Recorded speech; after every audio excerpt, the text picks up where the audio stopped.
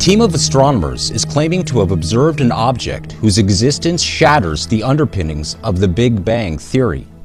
The quasar group, called huge LQG, is supposedly so enormous it would comprise roughly 5% of the observable universe. By conventional reasoning, an object of this size simply cannot have formed since the theoretical Big Bang explosion.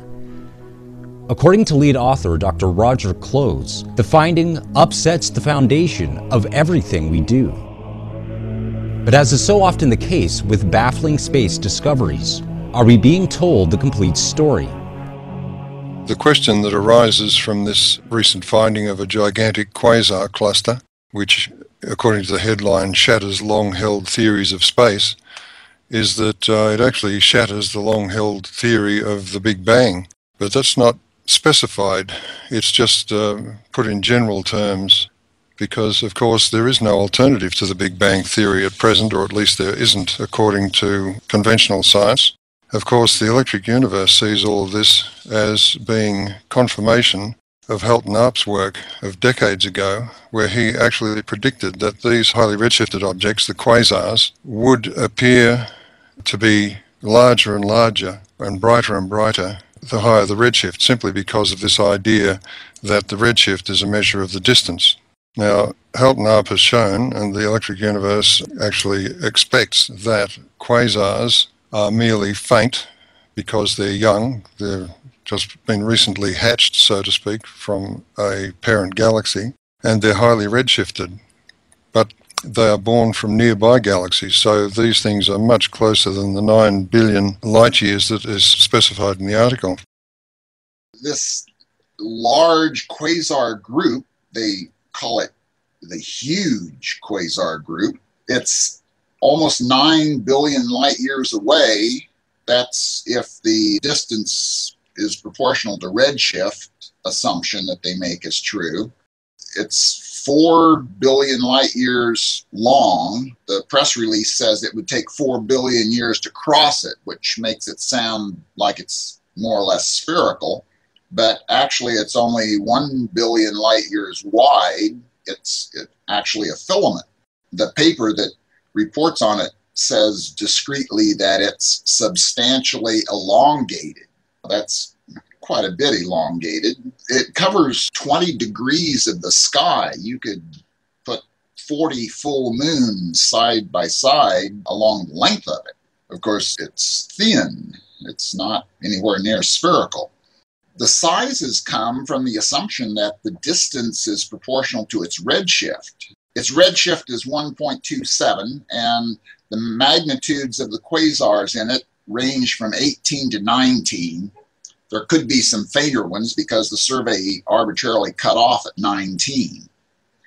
It lies 25 degrees west of the Virgo cluster, and the magnitude range of the objects in it are similar to the Z=1 quasars that Halton Arp is associated with the Virgo cluster. It overlies 3 Messier galaxies, M95, M96, and M105, which are a little bit closer than the Virgo cluster, according to the standard reckoning. So it's kind of on the fringes of the Virgo cluster, and my first guess is that these quasars are actually ejections from these Messier galaxies at the edge of Virgo. So if they're at the conventional distance of the Virgo cluster, then this huge group is only 20 million light years long instead of 4 billion. It's 200 times closer than what they think it is, and it's only 0.5% as big as they think it is. The result of the distances proportional to redshift assumption is that astronomers are looking at gnats swarming around their heads and thinking that they see fleets of 747s on the horizon.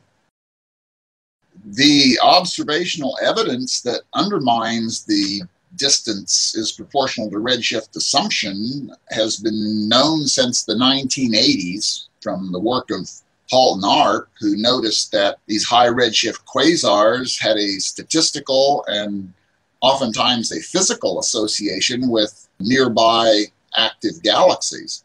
Standard astronomers have ignored this evidence, and they've backed themselves into not just a corner, but a very long dead end. If redshift is not primarily a measure of distance, then the expanding universe and the Big Bang cosmology are obsolete. The astronomers' observations of huge LQG also challenge the cosmological principle, which theorizes that the universe is homogeneous, or the same in all directions. The cosmological principle actually goes back to Newton. It's the assumption, again, there's that assumption, that we don't occupy a unique place in the universe, that at sufficiently large scales, the universe will look the same from every point within it. So if this holds up, this would mean that at the largest scale, the universe is not homogeneous, that this clump of matter couldn't have developed from gravity since the Big Bang.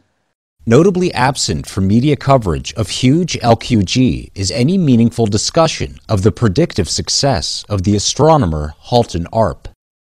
It really is scandalous that Halton Arp, a noted astronomer of his day, who predicted that this kind of observation would be made, is not even mentioned in the article.